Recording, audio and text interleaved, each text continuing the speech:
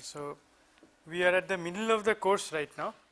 So, in the first part we have studied some of the major parts of AI, namely the search algorithms which enable us to do problem solving, and then deduction techniques or first order logic, etc., which helps us to represent problems in a declarative way and solve them using deductive approaches. Now, hereafter we will see several variants of these and specifically targeted to certain types of applications, right. So, what people have these are the two original things that were done in AI, namely the ability of doing automated problem solving and the ability to do deduction, right. And then when people actually wanted to apply these techniques to different problems, they found that these are too generic to handle problems of very large complexity and of very specific types. So, people came up with different problem solving techniques specifically targeted towards those domains. So, the first area that we are going to study will come under the area of planning. So, planning is a category of problems which are essentially search problems, but because they have certain specific features, we will model them in a different way and we will have dedicated algorithms for solving them. They are variants of such algorithms, but there are certain specific features of them. So, in this particular topic, these are the things that we are going to do. Firstly, we will just have a small discussion on planning versus search. So, how does planning problems differ from generic search problems? Then we will look at three different syntaxes for representing planning problems. So, these are not as powerful as first order logic, but they are good enough to represent the kind of problems that we have in planning. And then we will study some planning algorithms, specifically partial order planning, which is quite which was developed several years ago, and graph plan and sat plan, which are more recent techniques, which came up in the 90s. Okay. So, in this, let us start with an example of what is a planning problem. The problem, suppose we are asked, suppose we have an agent and we want to tell the agent that get tea, biscuits and a book, right, and we will also define the set of actions that the agent can take. We will define what is the initial state of the agent, and the final state should be a state where we have tea, biscuits and a book. So, the agent has fetched all three for us. So, the initial state is the agent is at home without tea, biscuits and book. Home here is symbolic. So, we can define anything to be home, and the goal state is the agent is at home with tea, biscuits and book, right. States can be represented by predicates such as at x, indicating that the agent is at a specific position x. Have y means that the agent has y, and sells xy means that x is some location which sells the item y. We can have actions like go y, the result of which will be that the agent goes to y, and because it causes the agent to go to y, the net effect will be that the predicate at y will become true as a result of this action. Then you can have buy z, and the result of buy z is that we will have z, right, causes have z to be true, and we can also have steal z, which is another way of achieving the predicate have z. Right. Now, what is the search problem here?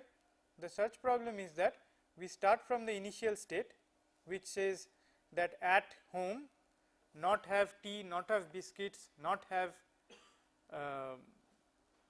books, right, and then we have the set of actions. So, if we go back to state space search kind of framework, then our initial state is one where we have at home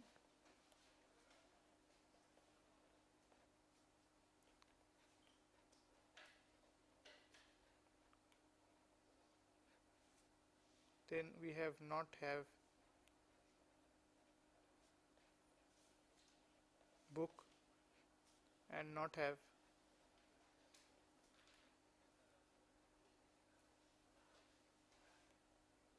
biscuits, and the goal state which we want to reach is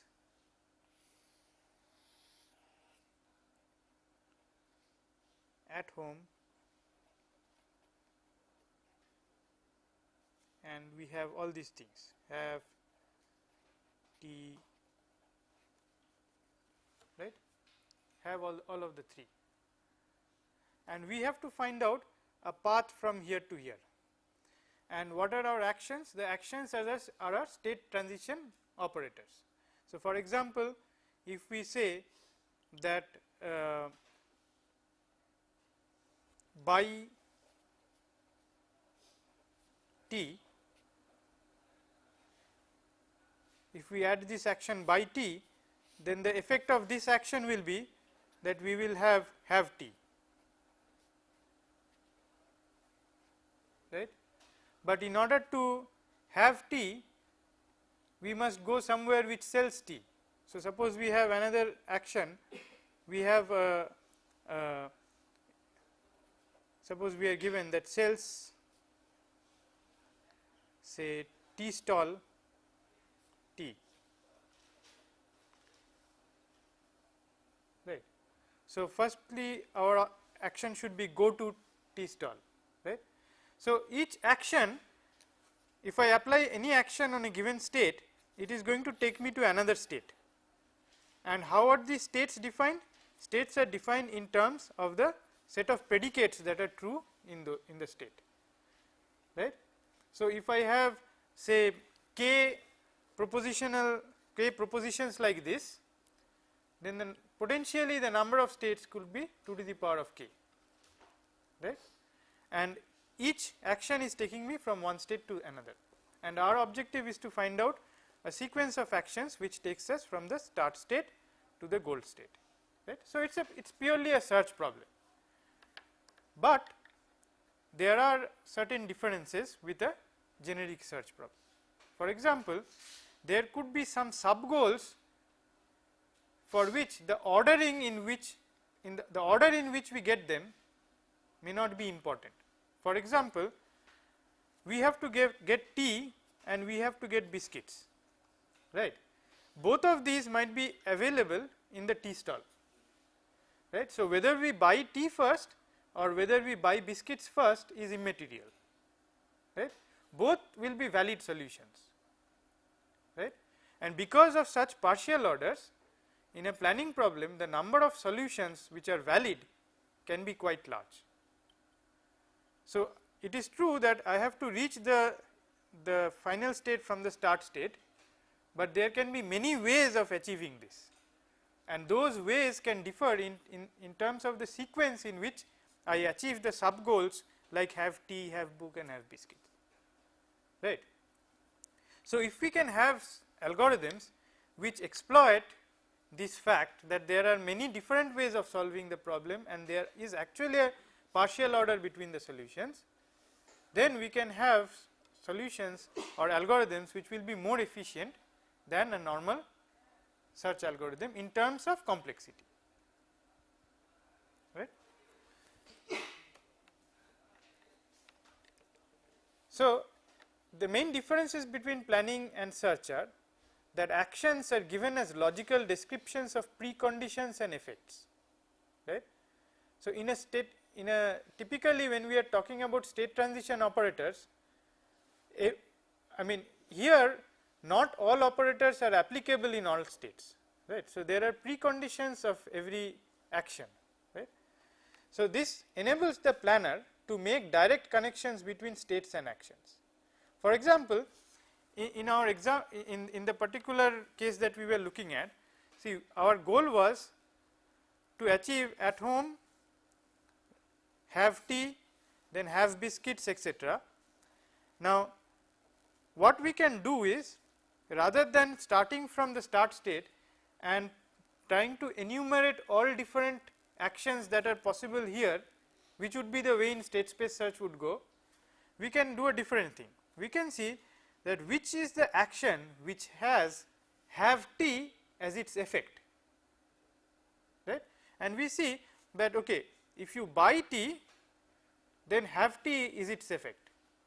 Also if you steal t, then also have t is its effect, right. So it reduces, we can go backward also from the goal, and beg your pardon? Yes, we can go backwards to check for every sub goal which are the actions which has that sub goal as the effect, right, and search backwards among those possible ones. And typically the number of actions which will have your sub goal as the effect is usually much lesser than the number of actions that would apply at a given state, right. So it is more goal directed search backwards, right. So that is another thing which makes planners different from generic search strategies.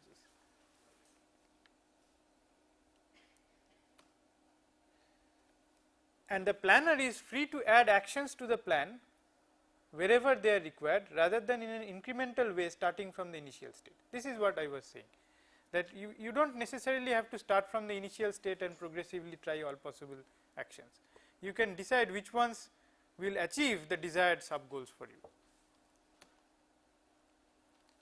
And the third most important thing, as I have already mentioned, is most parts of the world are independent of most other parts, hence divide and conquer works very well. So you may often find that the sub goals that you have to achieve are independent, so you can just solve them separately, but then there can be conflicts between these. Like for example, if you go someplace, then at home does not hold anymore. So if you wanted to use an action which requires at home, then you have to add it before you go to some other place, right. So even if they are not totally independent, you can still have some kind of topological ordering. We will come to the actual algorithms which will help you to decide that which is the order in which the sub goals have to be solved. So people initially attempted to represent planning problems through variants of predicate calculus, like first order logic and propositional calculus, right. And the problem was, okay, we will come to the problem later. Let us first see one such calculus which is called situation calculus. Slides please. So in situation calculus, we will write the initial state like this. With every predicate, we have an argument called the situation. So this second argument that we have here is the situation. Now you can think of these as situations in the sense that they are certain frames. So it is at the situation S0, which is the starting situation, we have at home, not have tea, not have biscuits and not have book, right. Now when you go somewhere, the situation will change, right. Any action that you take is going to change your situation, right. So next is the goal state. The goal state is there exists some situation where we are at home, we have tea, have biscuits and have book, all in the same situation, right. And just like in first order logic, this S and this S are bound. So there is a binding from one to the other, right. Okay, just here, right. Then operators. Now this is one sample operator. For all A, okay, and for all S, all actions, all situations have T in the result of AS. Now, what is the result of AS? Result of AS is the situation which results from applying the action A when you are in situation S. So, if I am in situation S, if I apply the action A, then the new situation is called result of AS, right. So, this is a special predicate.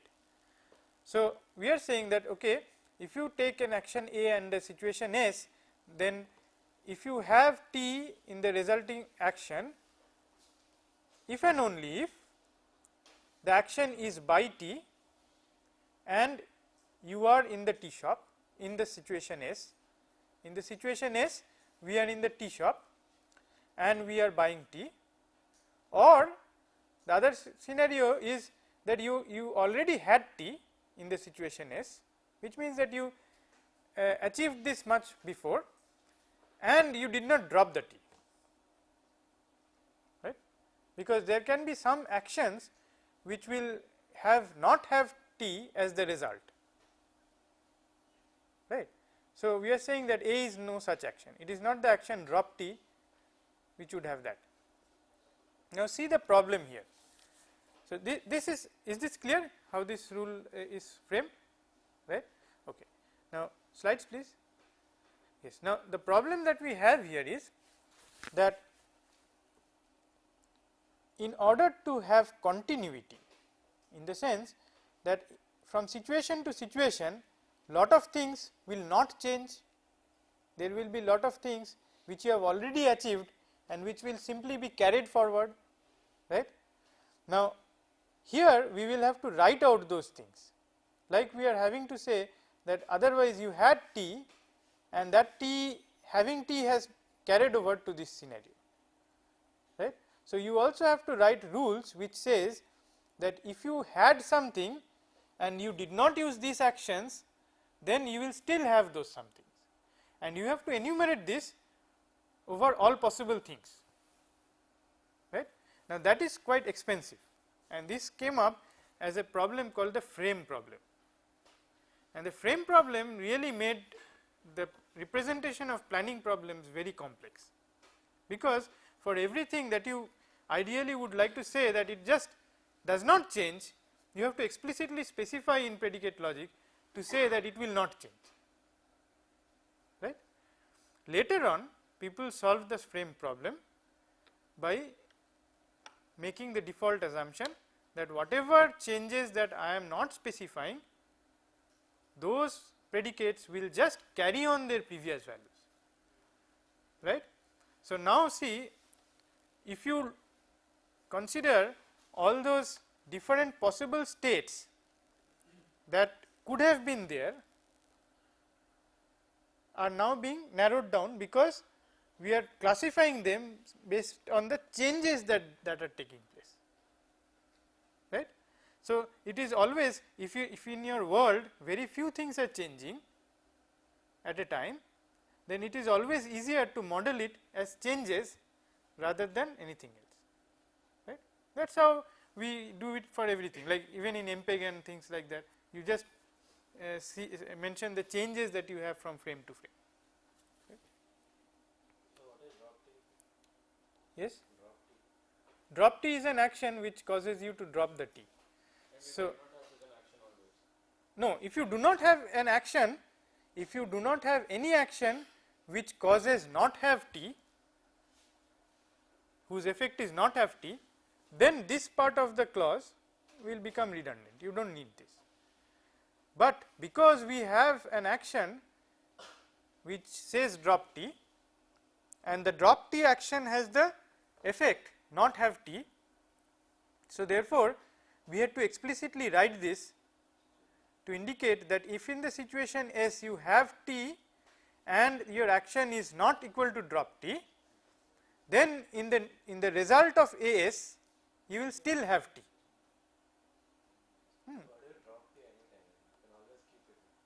Beg your pardon? Why do you need to drop T? Like you don't need a predicate at all. No, it is not a question of this is an action. You are given a set of actions. The planning problem is you are given an initial state, you are given a set of actions, right. So, drop T was given to you, it is one of the actions that was given to you, right. See, when you are doing a planning, if you knew exactly what actions are necessary, then the planning problem is easy. Then the planning problem is only to sequence those actions. But in general, what you will have is, you will have a set of actions and you do not know which subset of these actions used in which possible sequences will achieve the goal state, right. So, there can be some other problem where dropping the T might be necessary for something else, right. So, drop T is there. Okay. Now, because drop T is there, when you try to model the predicate have T in the result of AS, slides please. When you have to model this in this scenario, you have to, what we are trying to do is, we are trying to say when do we have T in a particular situation, right. This is the rule which tells us that, and because drop T is there as one of the actions given to us, we have to make sure that that is not the one which is applied on the state where we have T, because then in the resulting state we will not have T, right. That is why we are having to mention all of this. Now, and that is actually it shows you what the frame problem is all about. It shows you that there are a lot of things that we will have to explicitly specify if you have to model them as first order logic rules, right. Later on we will see some variants of these where the situation will be replaced by time. So, that will bring us to frames which are temporal in nature. So, here we have situations and these situations do not mention anything about time, though we normally tend to believe in terms of time, but here it is not necessarily that this situation resulting out of using the action A on S is something which happens later in time, right. Your actions could be backwards in time also, I mean logically there is no difference, right. But later on we will talk about situations where these situations are progressively going into the future. So, those will describe modal logics and temporal logics. Okay. Now, to make planning practical, we need to do the following. We need to restrict a language with which we define problems. With a restrictive language, there are fewer possible solutions to search through. We will see what kind of restrictions are there, and we will use special purpose algorithms which are generally called planners rather than a general purpose theorem prover. A general purpose theorem prover will do backward chaining or forward chaining or resolution to try to prove this. So, it will just do search. Right. The first language that we will study is called STRIPS. It stands for the Stanford Research Institute Problem Solver. The Stanford Research Institute is a very renowned institute which has been working on the theorem provers etc. for several decades. So, they came up with this language, and this language also solves the frame problem, and many planners today use specification languages that are variants of the one used in STRIPS. We will see what kinds of variations that have come, but let us first have a look at STRIPS. Okay. Now, note the definitions very carefully, because in STRIPS we are actually restricting the kind of things that we can specify. In first order logic or in situation calculus you have more flexibility. Here the flexibility is less, but we will see that it helps us in solving the problem better. So, states are represented by conjunctions of function free ground literals. Now, what is the meaning of this? It says that in a state you have to have conjunctions of literals first of all, you cannot have disjunctions of literals. So, you cannot say that not have tea or not have biscuits is a state, right. Not have tea or not have biscuits cannot be a state. it will actually be have to be split up into the states where you have not have T, have biscuits, not have biscuits, have T, and not have T and not have biscuits, right. You have to split it up into those 3 sets, okay. And then your states are function free ground literals. So, see here we have all of these are ground literals. You cannot have functions like at of f of x, we can't have that. In first order logic we can have that, here we cannot have that. See, the idea is that people have designed these languages so that it is possible to translate a specification into complete propositional logic, right. It should be possible to convert the language convert the specification into propositional logic. The number of propositions can be large, but they will convert it into the propositional logic and then use specific search algorithms for working on them, right. Representing goals. Goals are also described by conjunctions of literals. At home, have tea, have biscuits, have book. Goals can also contain variables, like you can have at x and cells xt, where x is a variable which is binding these 2 predicates, right.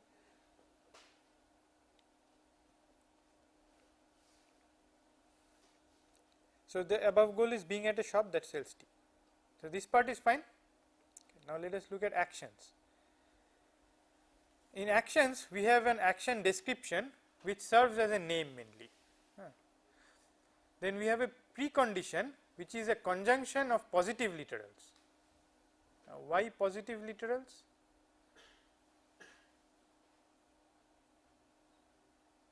Okay. I will come to this. This is a very important thing. You have to understand why only positive literals are given in the precondition. Okay. I will just in a moment I will come back to that. Let me complete the complete syntax of an action. The effect is a conjunction of literals, positive or negative, right. The original version of strips had to specify the effect as 2 different lists called an add list. Add list is the set of positive literals and the delete list which is the set of negative literals, right. For example, suppose we want to model the action go to there is a variable. The precondition is at here and there is a path from here to there, right. The effect is at there and not at here.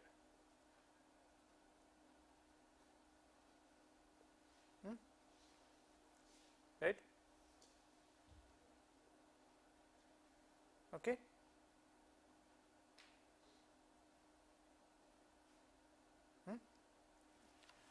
Now, let us see, now let us address that question, that why do we have positive literals in the precondition.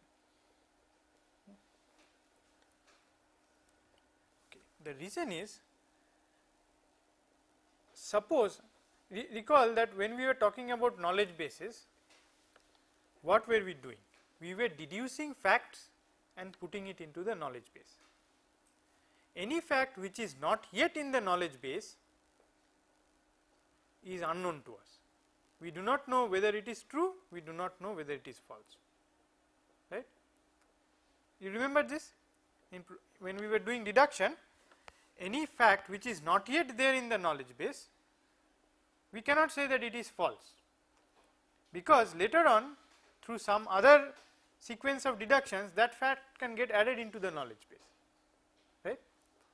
Now, therefore, if you have a precondition which has a negative literal, then the question will be, when can we at all use that action,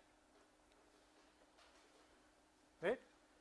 Now, if you are maintaining only positive literals in your knowledge base, then you will never be able to add that, because in general in first order logic, if something is not true, then you may not be able to establish at all whether it is true or not, because of the semi decidability problem, right.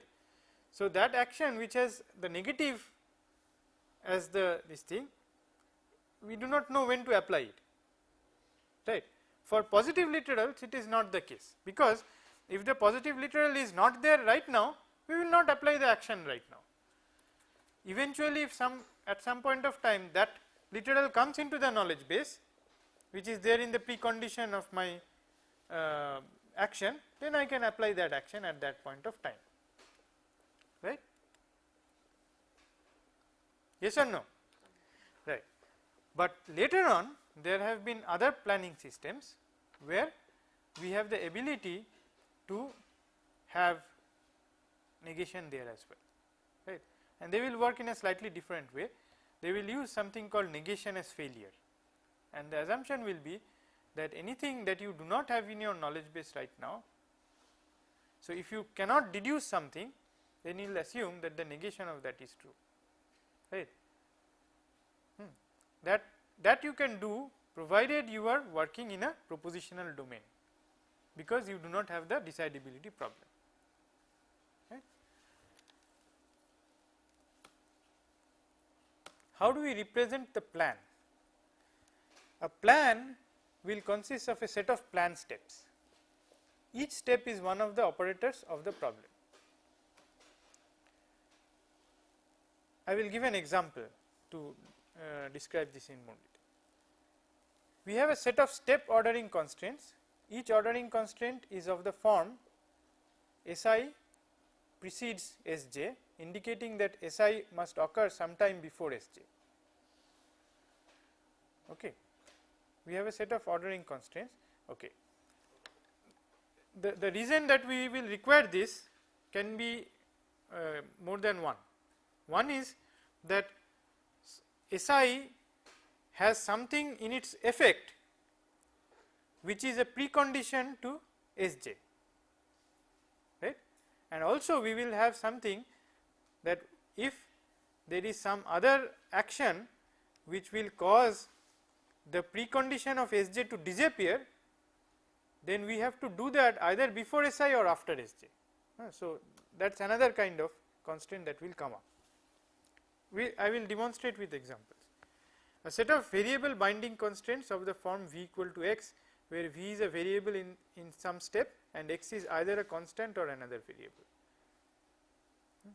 For example, suppose I want to model the buy action. So, I want to say buy x, right, and then I can say that the precondition of this is at y and sells y x, right. So, this is a precondition.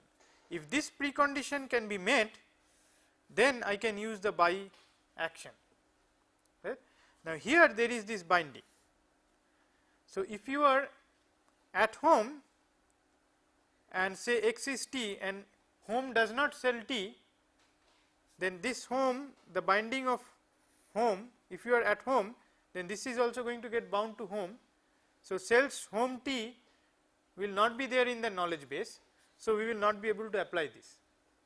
But if you are at t stall and if you are given that sells t stall t, then you will be able to buy t, right. So, that is what we are saying by the variable binding constraints. Here this is a simple form of variable binding, but it can get more complex. And then we have a set of causal links written as this thing,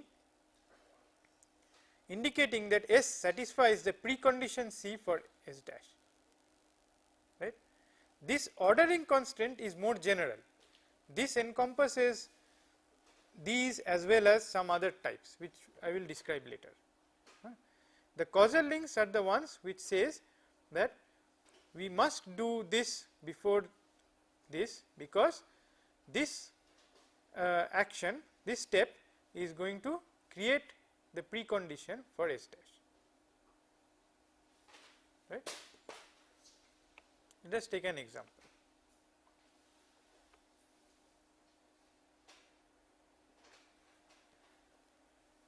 We consider the action. Okay, what we are trying to do is we are trying to put on our shoes. We are trying to make the agent put on shoes. So the actions are to wear the right shoe, to wear the left shoe, but in order to wear the shoe, we must first wear the socks. So the actions are, slides please, slides please.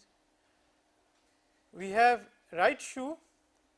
So this is the action of wearing the right shoe. Precondition is right sock on, effect is right shoe on.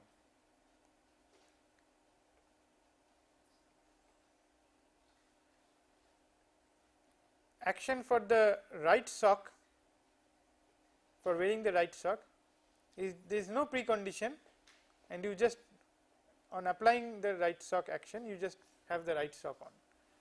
Similarly for the left shoe and this thing, right. Okay. Now how do we represent the plan? The initial plan is going to look like this. So firstly we will have steps. Now these steps in the plan are going to get augmented as the planner proceeds. So initially I have only two steps. The start step. The start step has the following feature. It has the action start. There is no precondition, there is no post condition. And the second step is the finish step, where the precondition is that the right shoe must be on and the left shoe must be on. When these two are on, then we can apply the finish step, and the application of the finish step is the end of the thing. Orderings is that S1 must precede S2. So always the start must precede the finish. We do not have any bindings yet, we do not have any links yet, right. Now S1 can have effects in certain cases. For example, in the previous example, when we are talking about getting tea, biscuits, etc., then the effect of S1 will be not have tea, not have biscuits, and not have books, and at home. These are the effects of the start action in that example, right. In this particular example, the action start has no precondition, it does not have any effect. Typically the start will never have a precondition and the finish will never have a post condition, but the start can have effects and the finish will always have precondition, because otherwise you can directly achieve the finish, right. So now let us see how do we start from this particular example and build up the plan.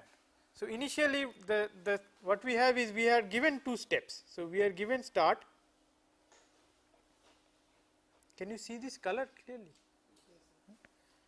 So we are given the start, and the last step here is finish.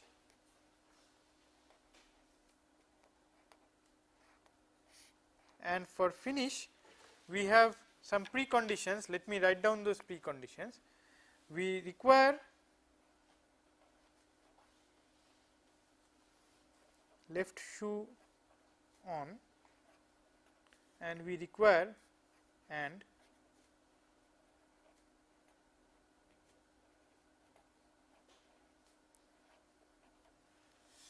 right. So what we are going to do is we first examine the set of the possible actions that we have, and let us go back to what actions we have. Slides please. Yes.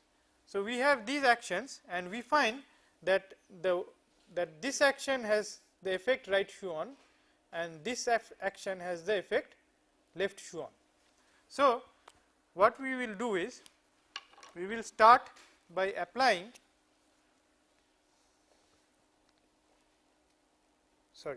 left shoe here,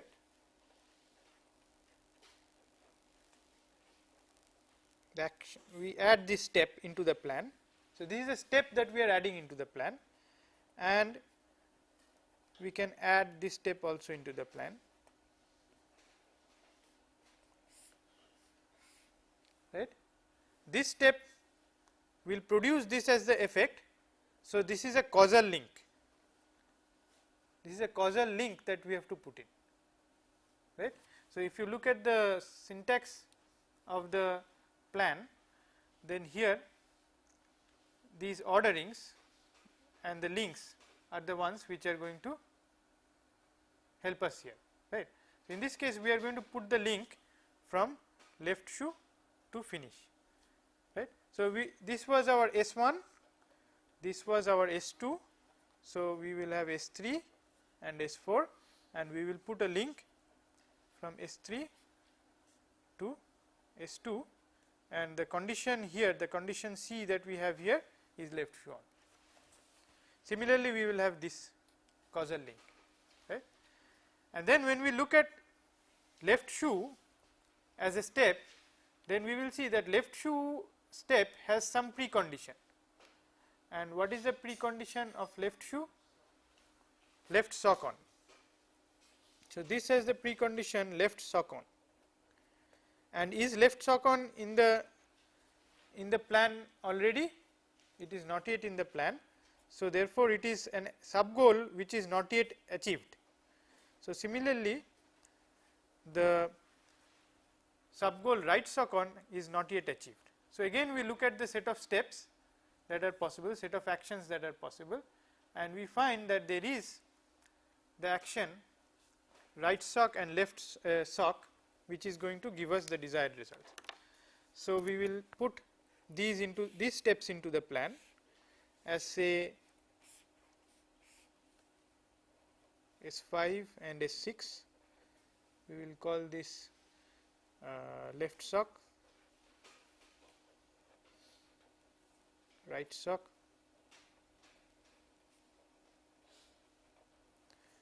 this is going to achieve left sock on, this is going to achieve right sock on, right, and these do not have any preconditions, right. So, now if you look at the plan, what do we have in the plan? In the plan we have the, to start with, slides please, slides please. To start with, we had the ordering S1 to S2, right, and we have added some causal links. So, if I draw it here, then I have the, this is our initial ordering, right, and we have these things, and also we will follow one generic ordering scheme, that is whenever we add an action, we will always put an ordering from the start to that action and from that action to the finish, because everything should have happen between the start and finish, right. So, we have all these other ordering links also besides the causal links.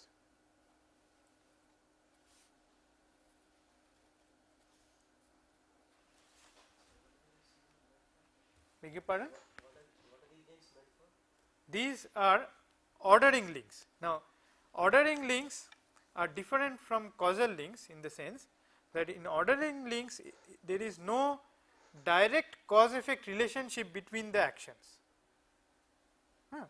but we have to put them in a topological order following the direction of these links.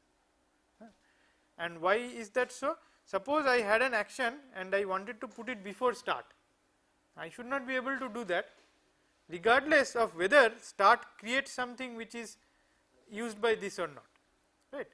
So, these are therefore, these are ordering links which are not causal related, they are not related to any cause effect relationship, it is just that we want these to happen between start and finish, right.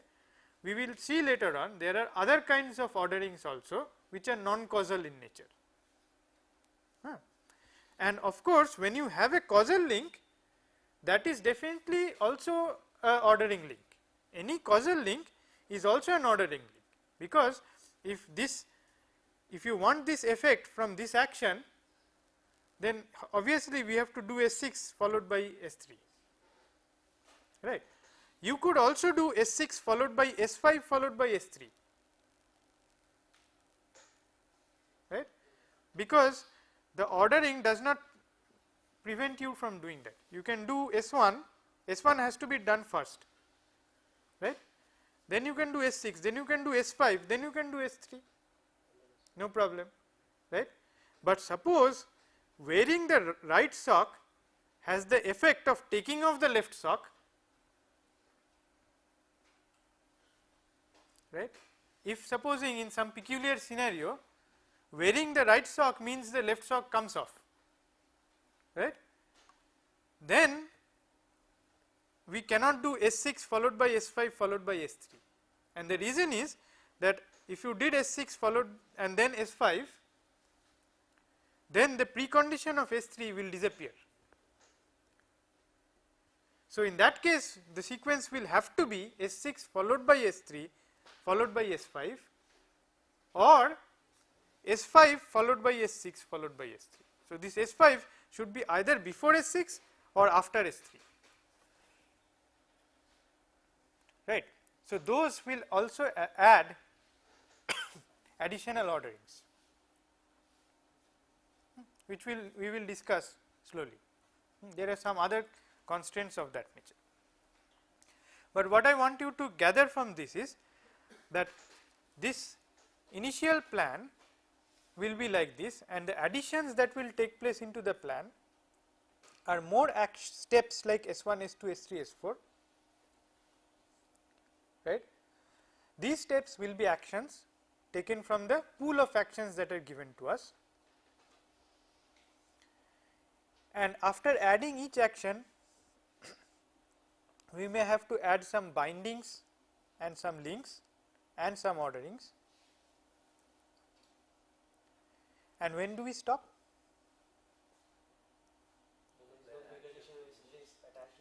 Right. When we will find that each of the preconditions of each step has been achieved by some other step in the plan,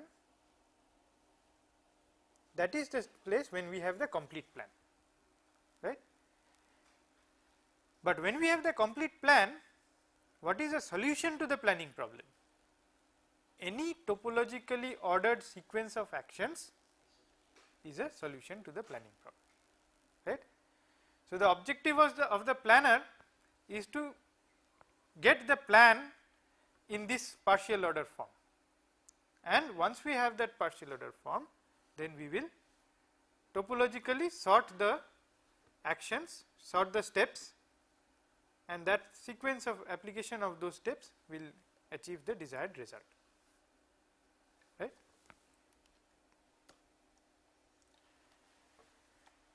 Now, quickly we will check the difference between strips and a more recent language called the action description language.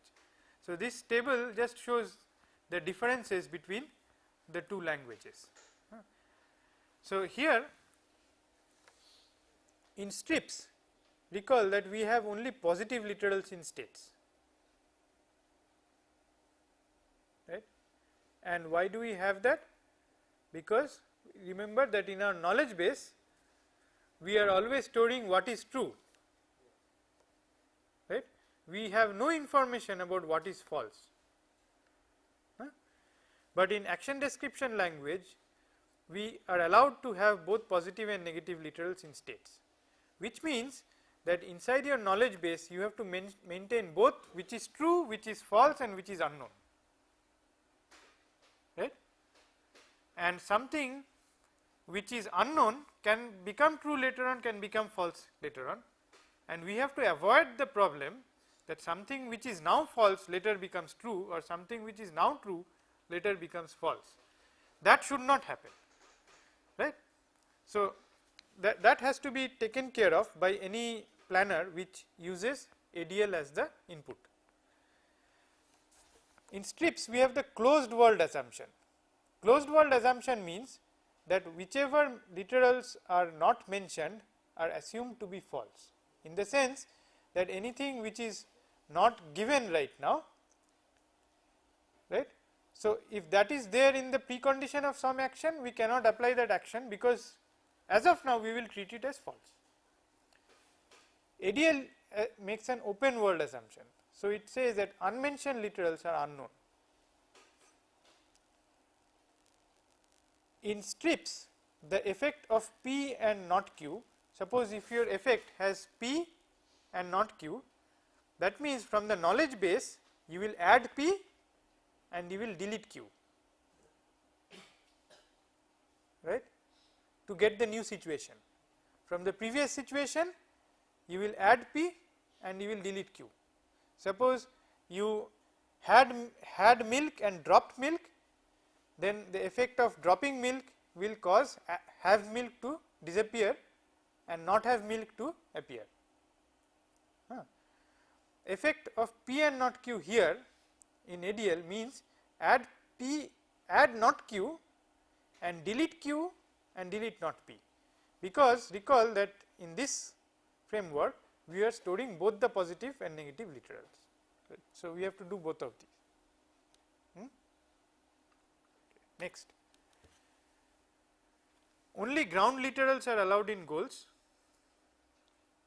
in strips, but in ADL we can have, okay, in my version of strips previously I mentioned that you can have variables also, right, but in the original version of strips it was not allowed, but ADL gives you quantified variables in goals. So, you can say there exists x at Tx and at coffee x, right. So, you can use quantifiers also on the variables like this. This is more like first order logic, right. So, you are trying to find out that whether there is a stall which will sell both tea and coffee. I think I should have written the other way around, at x tea and at x coffee. Okay. Anyway, goals are conjunctions, but in ADL goals allow conjunctions as well as disjunctions, right. So, today we will conclude the lecture at this point of time. In the next class I will start with the partial order planning algorithm. I briefly outlined the algorithm through these examples, but we will see the algorithm in details, and then we will go into the other planning algorithms, more recent algorithms like graph plan and SAT plan.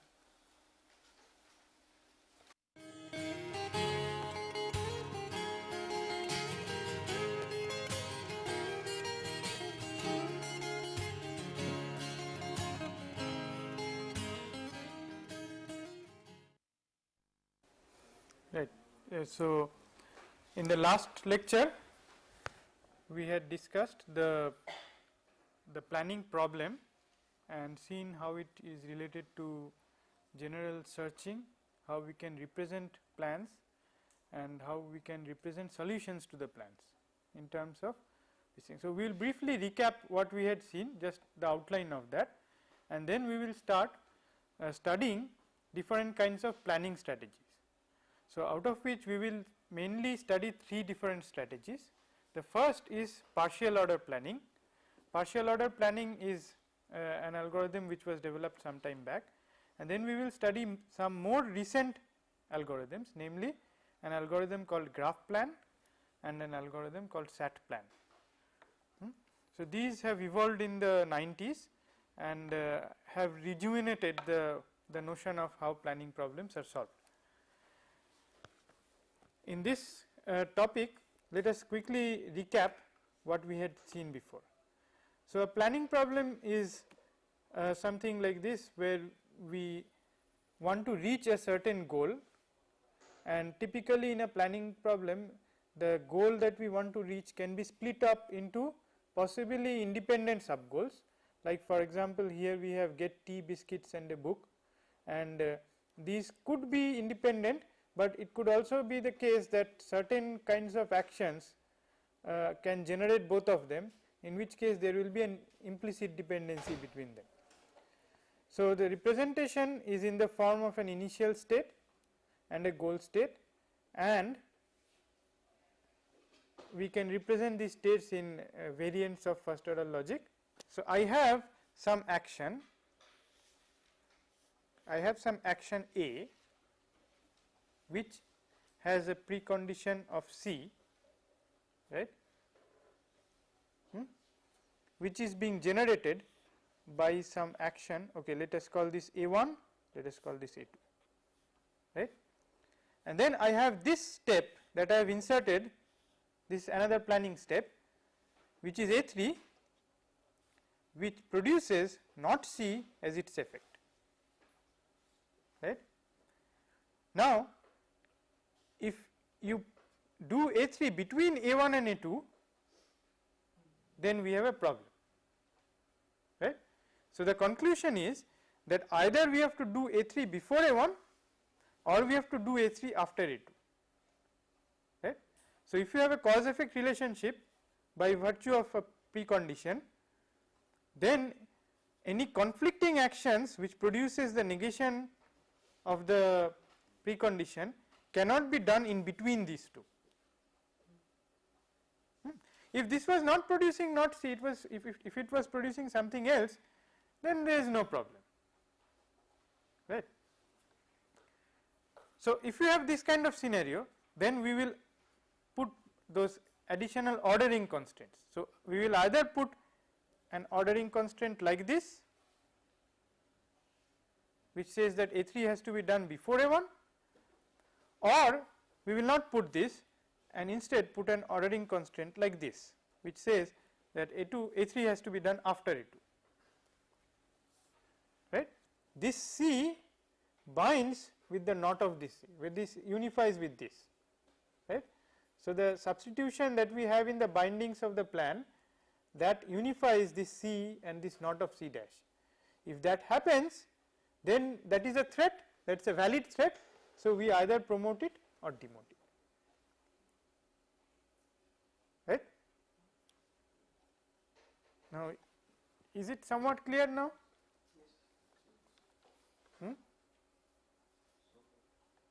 Somewhat, right. I think what we need to do is, we must take one day. Okay, so with this we come to the end of this lecture.